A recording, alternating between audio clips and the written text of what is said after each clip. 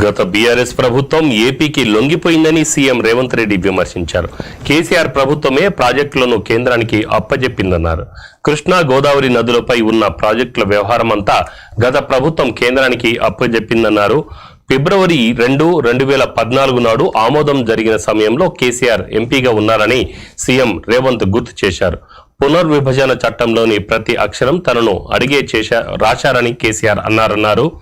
ప్రాజెక్టులను కేంద్రానికి అప్పగించడానికి కేసీఆర్ పునాదిరాయి వేశారని మండిపడ్డారు.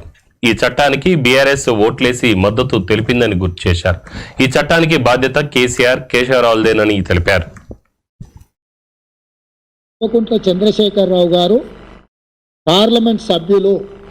పార్లమెంటు సభ్యుడే కాకుండా ఈ పునర్విభజన చట్టం మీద ఎప్పుడు చర్చకొచ్చినా ఆనాటి కేంద్ర ప్రభుత్వం ప్రతి అక్షరం నన్ను అడిగి నన్ను సంప్రదించి ఈ చట్టాన్ని రూపొందించిండ్రు. దీనికోసం ఎన్నో రాత్రులు నేను నిద్రపోకుండా ఈ పునర్విభజన చట్టాన్ని రాపించిన అని చంద్రశేఖరరావు చెప్పిండు.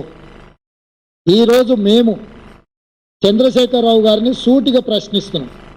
2014 రాష్ట్ర పునర్విభజన చట్టం మీరు పార్లమెంట్ సభ్యుడిగా లోక్సభలో ఉన్నప్పుడే ఆమోదం పొందింది.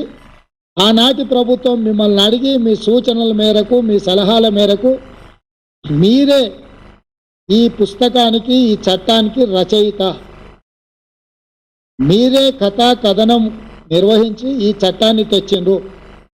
ఈరోజు కృష్ణానది మీద ఉండే ప్రాజెక్టులను శ్రీశైలం, నాగార్జున సాగర్ కేంద్ర ప్రభుత్వానికి అప్పజెప్పడానికి ఈనాటి కాంగ్రెస్ ప్రభుత్వం ప్రయత్నం చేస్తుందని మా మీద ఏదైతే ఆరోపణ చేస్తుందో, అసలు ఈ ప్రాజెక్టులను కేంద్ర ప్రభుత్వానికి అప్పజెప్పడానికి పునాది రాయబడ్డదే 2014లో మీరు ఎంపీగా ఉన్నప్పుడు మీ అనుమతి మేరకు, మీ సూచన మేరకు ఆనాడు కేంద్ర ప్రభుత్వము ఈ చట్టాన్ని రూపొందించింది.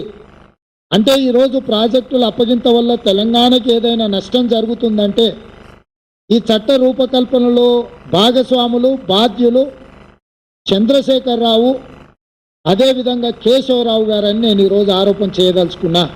అదేవిధంగా గోదావరి నది, కృష్ణా నది మీద నికర జలాలు బచావత్ ట్రిబ్యునల్ ఆనాటి ఉమ్మడి రాష్ట్రానికి కేటాయించింది 811 టీఎంసీలు.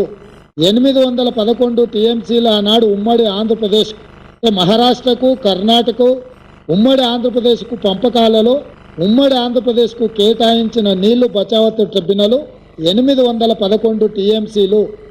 ఈ 811 టీఎంసీలు 2014 జూన్ 2 నాడు ఆంధ్రప్రదేశ్, తెలంగాణ రాష్ట్రం 2 రాష్ట్రాలుగా, 2 ప్రభుత్వాలుగా ఏర్పడ్డ తర్వాత ఈ 811 టీఎంసీల నీళ్లను ఇరు రాష్ట్రాలు ఏ విధంగా వినియోగించుకోవాలి, పంపకాలు ఏ విధంగా జరగాలి అని చెప్పి ఆనాటి కేంద్ర ప్రభుత్వము ఇరు రాష్ట్రాల ముఖ్యమంత్రులను